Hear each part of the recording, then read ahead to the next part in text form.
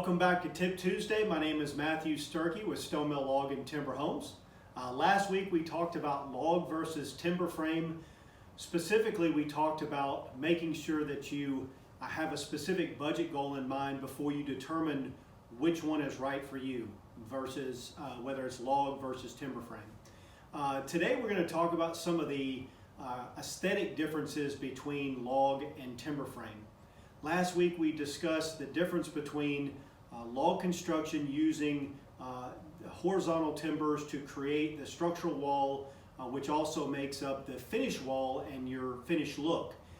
Whereas with timber frame, you're using vertical timbers that typically are squared off and joined together with horizontal timbers that create an open frame with mortise and tenon joinery, and then you have the ability to finish off the exterior with a structural insulation panel and or a frame wall.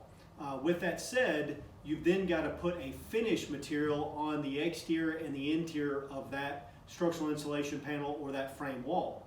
So you have a lot of flexibility when it comes to choices. With logs, that is going to be your finish wall. Your log wall will be your structural wall and your finish wall. But with timber frame, you've got an open vertical and horizontal frame, mortise and tenon together, and then you've got your structural insulation panels or your frame wall. Then you've got the ability to put whatever type of finished exterior wall treatment you want and your interior wall treatment as well. So you have a lot of options such as board and batten or cedar shake siding or hardy board or hardy shake siding to the exterior. Then when it comes to the interior, you could do drywall, you can do tongue and groove, you can do barnwood.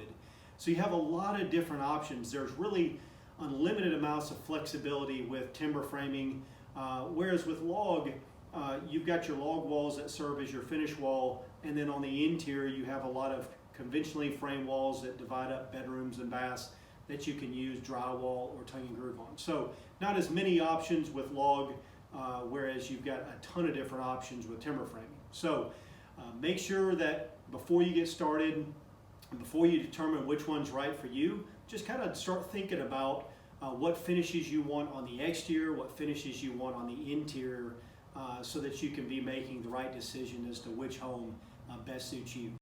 Join us next week as we talk more about log versus timber frame construction, more specifically about the insulation values between each of them. Hope this has been helpful today. We look forward to you joining us next week, and we hope that everybody out there stays safe and healthy in this coming week. Thank you very much.